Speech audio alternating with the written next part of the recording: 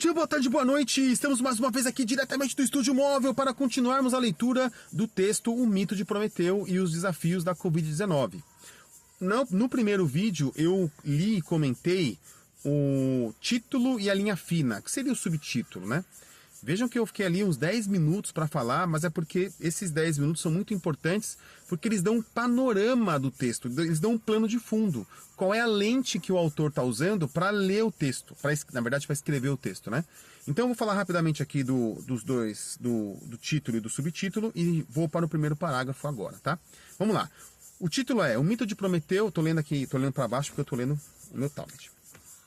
O Mito de Prometeu e os Desafios da Covid-19. Esse é o título.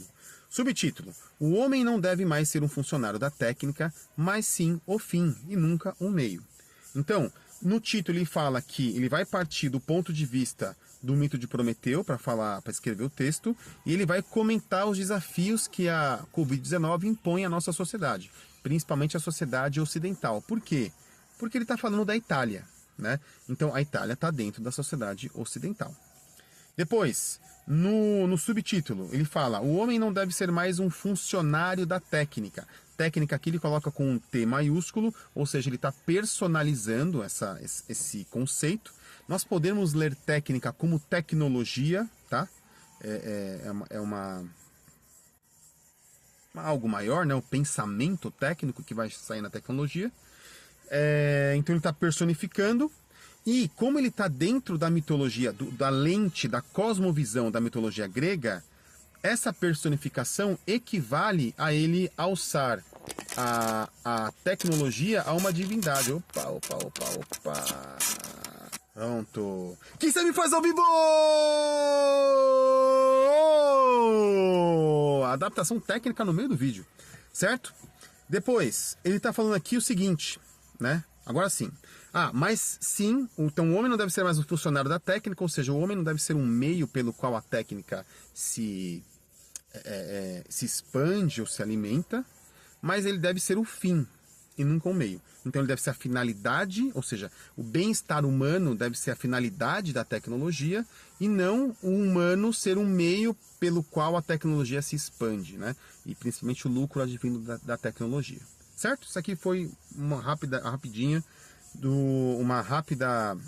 resumo do vídeo de ontem, do vídeo anterior. Vamos lá. Primeiro parágrafo. Para os filósofos gregos, a natureza, e aqui natureza também com N maiúsculo, a natureza representava, abre aspas, o fundo sagrado e imutável que nenhum homem e nenhum Deus criou. Vamos parar aqui. Quando ele fala para os filósofos gregos, ele está pensando na mitologia que os filósofos gregos tinham. Então, na mitologia grega, veja, a partir do olhar filosófico. Isso é importante para a gente porque a gente pode pensar a mitologia grega a partir do senso comum grego. Que o universo é todo organizado, que cada parte tenha... cada ser tem a sua função, cada parte tem a sua função, né? Isso é o senso comum grego. Mas ele está indo para o olhar filosófico da mitologia grega. Então é mais profundo ainda. Então por isso que a gente tem que ler com muita calma aqui, tá? E aí ele abre aspas para uma citação dos filósofos gregos. A natureza representava o fundo sagrado, ou seja, o plano de fundo, e imutável. Então a natureza não se modifica com o tempo. Uma paisagem natural para o filósofo grego não se modifica com o tempo, ela pode se modificar a partir da ação humana, mas ela sozinha não vai se modificar, segundo os filósofos gregos. O fundo sagrado e imutável que nenhum homem e nenhum Deus criou, ou seja, tanto homens quanto deuses estão abaixo da natureza. A natureza é uma coisa que existe antes das divindades, dos deuses e do homem. Lembrando que para o pensamento grego, havia lá os titãs primordiais, aqueles primordiais, os primeiros mesmo, seria Urano e Gaia. Depois abaixo deles você tem Cronos e Reia, e esse vai baixando, vai ter os deuses, vai ter os outros, vai ter os demais titãs, os deuses, e embaixo vai ter os homens. Esse é o pensamento grego, tá? Da mitologia grega. Continuando o texto. Acima dos homens e dos deuses do Olimpo, como falei agora há pouco. Todos os animais estavam e estão em harmonia com a natureza. O homem não. Então, é característica basal dos animais estarem em harmonia com a natureza. Natureza aqui, novamente, com N maiúsculo, né? Ou seja, a natureza está sendo personalizada. O homem não está em harmonia com a natureza. Por quê? Porque nós temos a possibilidade de alterar a natureza. Então, se ele falou aqui agora há pouco que a natureza é algo imutável, um pano de fundo, né? Um fundo sagrado que é imutável, nós, imutável por si mesma, né? Nós, humanos, podemos alterar essa natureza. E, de fato, alteramos, né? Alterávamos antes no período grego, clássico, quando ele está pensando aqui, e agora muito mais, né? O nosso poder de alterar a natureza é muito maior. Pausa aqui.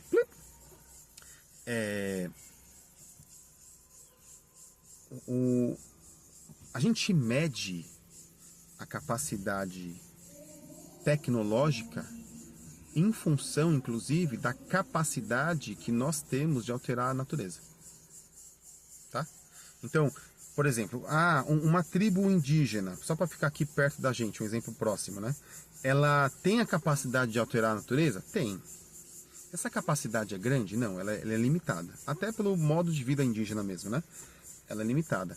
A capacidade que a dita civilização, e eu vou falar assim com muitas aspas, tá? Porque tem vários estudos que mostram que as tribos indígenas, os povos originários brasileiros eram muito mais civilizados no trato com os outros, com eles próprios, né, entre eles, do que nós jamais fomos, né? Nós, que eu digo, povos que não são originários, né, que habitam o Brasil, que não são originários, tá? Então nós ditos civilizados, supostamente civilizados, nós temos uma capacidade de alterar a natureza muito maior do que os povos originários tinham. Por quê? Porque nós temos mais tecnologia, mais conhecimento tecnológico. E como eu falei aqui, a tecnologia é a analogia perfeita para o fogo. Então, quando Prometeu rouba o fogo e dá aos humanos, Prometeu está contrariando os deuses, né? Ele tá entregando uma tecnologia, uma sabedoria para os humanos que, a princípio, nós não deveríamos ter, certo? Voltando então. Então, todos os animais estão em harmonia com a natureza, o homem não. Por quê? Porque o homem pode alterar a natureza, né? Alterar muito a natureza. E os animais não fazem isso. Quer dizer, não fazem isso normalmente, né? Quando eles viram pragas, eles fazem. Mas geralmente eles viram pragas depois de uma ação nossa, humana. Bom, segundo parágrafo. Os seres humanos, especialmente desde o início do século XX, agiram como se a Terra fosse para ser explorada e desgastada à vontade. Como se a natureza fosse uma fonte inesgotável de recursos. Como se não fosse possível provocar danos irreversíveis e consequências desastrosas. Pausa aqui. Tem um exemplo que eu usei em sala de aula, né? Lendo esse texto, analisando esse texto, que é o exemplo das cachalotes, baleia cachalote. Então, no início, na segunda metade do século XIX, mais ou menos, as baleias cachalote estavam entrando em extinção. Por quê? Porque nós, seres humanos, descobrimos que a baleia cachalote é uma baleia gigantesca, dezenas de metros, tá? Ela tem uma cabeçona enorme, obviamente que é ligada, assim, embutida no corpo, né? Parece que não tem pescoço, mas a cabeça se destaca mesmo, tá? E dentro dessa cabeça tem muito óleo. Esse óleo existe ele serve meio que como um amortecedor natural. Elas batem a cabeça, enfim, X, não importa aqui. Mas elas têm muito óleo na cabeça, tá? Muito óleo mesmo. E em algum momento nós descobrimos que esse óleo era inflamável. E esse óleo começou a ser usado para a iluminação, principalmente iluminação pública, né? Não só, mas principalmente. Até a lâmpada do Aladim, né? A lâmpada do Aladim era uma lâmpada mesmo. Tinha naquele espacinho ali que você esfrega, para sair o gênio, era uma tampinha, você abria, colocava óleo ali dentro, aí o biquinho que tem por onde o gênio sai uma espécie de gás ali, uma coisa, você colocava fogo e ele ia queimando o óleo dali. Então não pegava fogo, não explodia, né? Mas ficava queimando ali e ali saía, ali dentro tinha óleo. Esse óleo era o óleo de baleia, a cabeça da baleia. Isso foi descoberto no século XIX, tá? Em meados do século XIX. E se caçou tanto essa baleia que ela ia entrar em extinção. Essa baleia, inclusive, ela é a história do Moby Dick, é uma cachalote no Moby Dick. Na história do Moby Dick. É legal, né? História top. A baleia come o braço do cara. Braço ou a perna, acho que era. Não sei se era o braço ou era a perna, não lembro agora.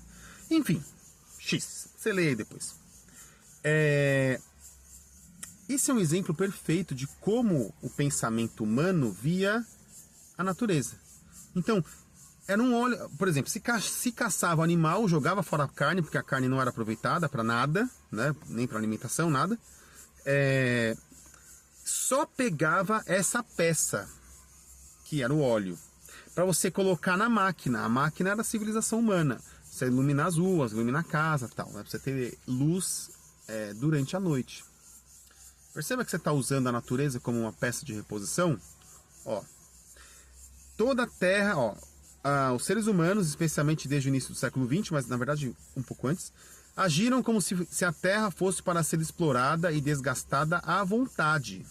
Como se a natureza fosse uma fonte inesgotável, natureza aqui de novo com N maiúsculo, fosse uma fonte inesgotável de recursos, como se não fosse possível provocar danos irreversíveis e consequências desastrosas.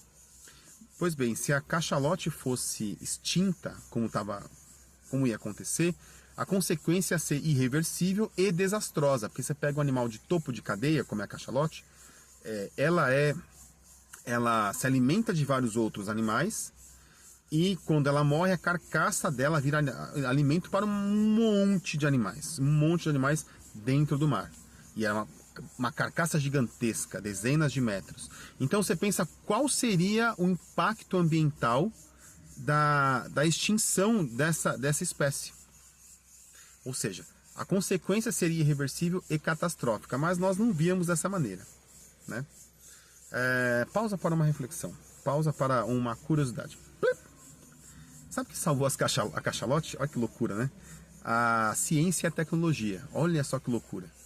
Por quê? Porque a ciência e a tecnologia descobriram o petróleo. O petróleo substituiu o óleo da cabeça das baleias. Elas deixaram de ser caçadas, elas voltaram a ter uma população normalizada, né? E nós acabamos usando o petróleo. Que no fim das contas é pior para o mundo. Enfim, né? Ironias da humanidade. Mas é isso mesmo, tá? A gente sai de um problema pequeno, resolve um problema pequeno aqui, cria um grande lá e assim a gente vai resolvendo. Voltando aqui.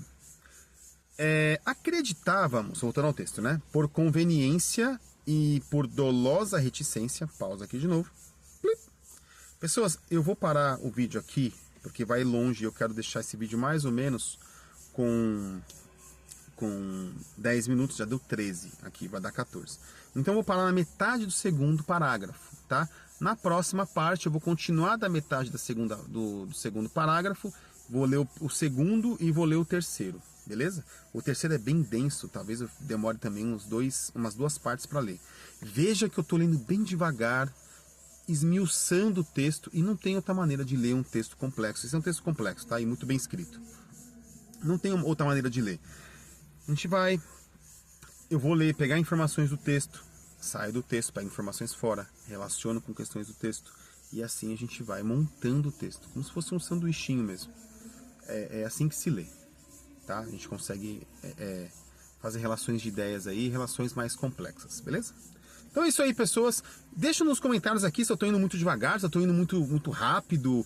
De acordo com o que vocês colocarem aí, eu vou alterando o vídeo e assim as próximas partes, certo? É isso aí então, pessoas. Durmam bem, bebam bastante água e aproveitem sua vida. Até mais. Tchau, tchau.